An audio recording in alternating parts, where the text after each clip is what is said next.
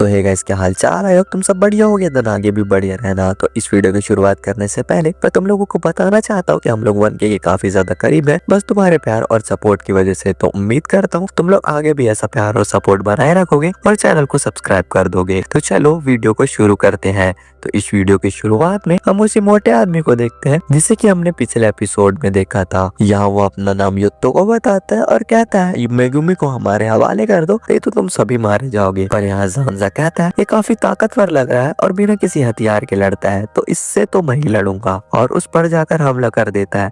पर इस हमले का उस पर ज्यादा असर नहीं होता और युत्तो को कहता है ये तुमने अच्छा किया कि तुम मेरे हमले के रेंज पर आ गए, और उस पर अपने मुंह से आग निकालता हुआ हमला कर देता है। पर टाइम रहते ज़ांज़ा वहाँ से हट जाता है और बच जाता है, और ये देखकर तो युत्तो को भी काफी ज्यादा हैरान होता है। पर युत्तो को कहता है तुम मेरे पहले हमले से तो बच गए, पर अब तुम्हारा पैर जख्मी हो चुका है और ये जख्मी पैर लेकर तुम कैसे बच पाओगे। फिर हम देखते हैं उसी चूहे जैसे आदमी को जो कि छुप कर उन सभी को देख रहा होता है। फिर हम देखते हैं उस जो मोटा आदमी ज़ांज़ा पर हमला करने वाला ही होता है, पर केंसेन उसे अपनी तरफ उलझा लेता है और खुद से मुकाबला करने के लिए कहता है। और ये बात सुनकर तो उस मोटे का पारा सातवें आसमान पर चढ़ जाता है और वो मोटा अपना हमला केंशिन पर कर देता है। पर केंशिन उस मोटे के हमले से काफी आसानी से बच जाता है और उस आग के 2 टुकड़े कर देता है। और ये देखकर वहाँ खड़े सभी लोग काफी ज्यादा हैरान हो जाते हैं। वो मोटा केंशिन पर और भी काफी ज्यादा हमला करता है, पर केंशिन को उससे कुछ भी नहीं होता। और यहाँ मेगुमी सोच रही होती है कि केंशिन उसका मुकाबला नहीं कर पाएगा और वहाँ से सामने से भागने लगती है। पर काओरी उसे रोक कर कहती है केंशिन तुम्हारे लिए लड़ रहा है और तुम भाग रही हो, तुम्हें उसके साथ रहकर उसका हौसला बढ़ाना चाहिए। मेगुमी कहती है ऐसे दुश्मन से तलवार से नहीं लड़ा जा सकता, उसे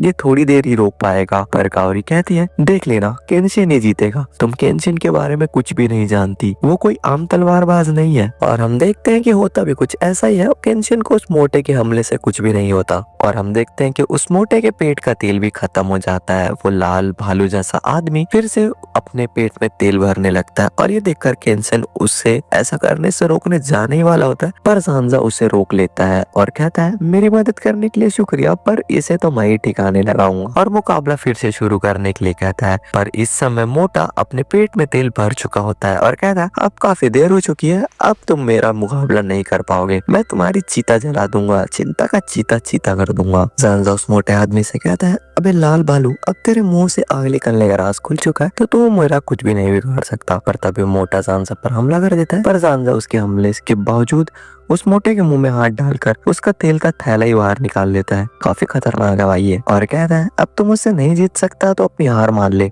पर उस मोटे को लगता है कि ज़ांज़ा के हाथों में चोट लगी हुई है, तो वो उसका कुछ नहीं बिगाड़ पाएगा। पर यहाँ ज़ांज़ा तो IQ लेवल 99 लगाता है और अपने पैरों से मारकर उसका खोपड़ा बिगाड़ देता है और उस मोटे को पलटा देता है और कहता है ये तो काफी आसान मुकाबला था। पर केंशिन कैसा, अरे बेटा ऐसा तुझे लगता है, पर देख तो पूरी तरह जल चुका है। पर ये बात ज़ांज़ा को मानना नहीं होता है और इससे मना करता हुआ वो बहस करने लगता है। पर यहाँ काओरी खुश होती है और कहती है मुझे पता था केंशिन उससे हारा देगा क्योंकि वो काफी ज्यादा ताकतवर है, पर भाई लड़ाई तो ज़ांज़ा ने की है ना, छोड़ो मुझे क्या। यहाँ मेगुमी को भी भरोसा हो जाता है कि ये दोनों काफी ज्यादा ताकतवर हैं। फिर काओरी उसके पास जाकर कहती है तुम्हें तो काफी ज्यादा चोट लगी है और वैसे भी तुम जैसे तैसे जीते हो। पर फिर से ज़ांज़ा इस बात से मना करता है और कहता है ओ हेमड़ी, देखना कितनी आसानी से जीता हूँ मैं। पर यहाँ पर वो चूहे जैसा आदमी अभी भी उन्हें देख रहा होता है और कहता है सभी कुछ इस मेगुमी की वजह से हो रहा है, इसलिए वो उस पर अपनी पॉइजनस निडल से हमला कर देता है। पर टाइम पर याही को बीच में आ जाता है और हमला खुद पर ले लेता है। काओरी कहती है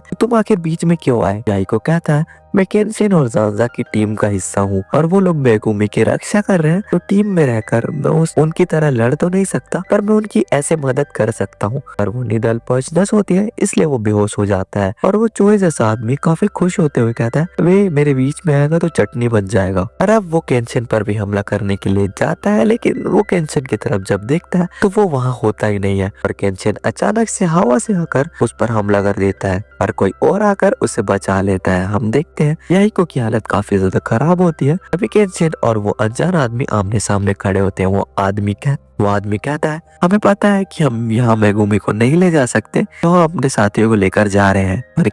पर केंशिन कहता है कि तुम यहाँ से जा सकते हो पर तुम्हें इस टिंगो को यहाँ छोड़कर जाना पड़ेगा ताकि वो याहिको का जहर निकाल सके। पर वो अनजान आदमी साफ मना कर देता है और कहता है हम अपने दुश्मनों की मदद नहीं करते। और इस सुनकर तो केंशिन उस आदमी पर हमला कर देता है पर वो आदमी उसे मारकर गिरा देता है। अपने साथियों को लेकर फरार। केंशिन याहिको के पास जाता है और कहता है मुझे तलवार के जख्म और टूटी हड्डियों का इलाज करना आता है पर ये जहर वहर का मेरे से नहीं हो पाएगा भाई, तुम लोग किसी और को ढूंढो। और मेगुमी याहिको के हालत को देखकर समझ जाती है कि इसे कौन सा जहर दिया गया है और इसे वो कहती है अगर तुम किसी डॉक्टर को जानती हो तो जल्दी से उन्हें बुला कर लाओ और मैं कुछ दवाई दे रही हूँ लिख कर उसे भी लेते आना। फिर सीन शिफ्ट होता है, डॉक्टर को देखते हैं जो कि याहिको का इलाज कर देते हैं और बताते हैं ये 2-4 दिन में पहले जैसा हो जाएगा। इसने भी ये दवाई लिख कर दी है तो इसमें काफी ज्यादा माहिर होगा। कावड़ी कहती है हाँ वो लड़की उतनी लक्षणी है पर ठीक है। वो डॉक्टर पूछता है कहीं वो लड़की मेगुमी तकानी तो नहीं। मेगुमी के बारे में बताता है वो एक डॉक्टर की सहायक थी जिसकी बेरहमी से हत्या कर दी गई थी।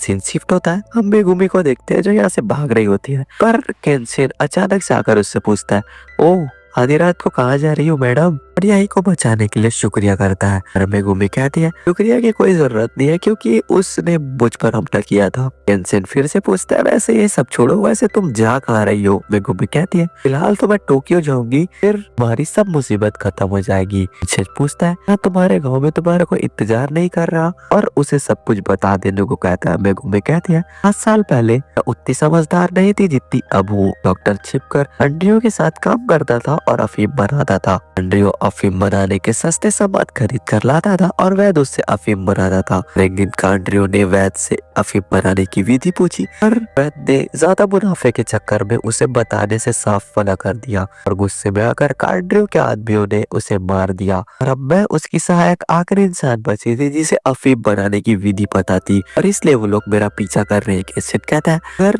कहता है अगर 3 साल से तुम इतनी तकलीफ में जी रही हो मेगुमी तो अब समय आ गया है कि तुम सब कुछ भूल कर आजाद हो जाओ। लोग इतनी आसानी से तुम्हारा पीछा नहीं छोड़ेंगे इसलिए तुम कुछ समय के लिए उस गुरुकुल में रुक सकती हो। मेगुमी कहती है पर काउरी नहीं मानेगी।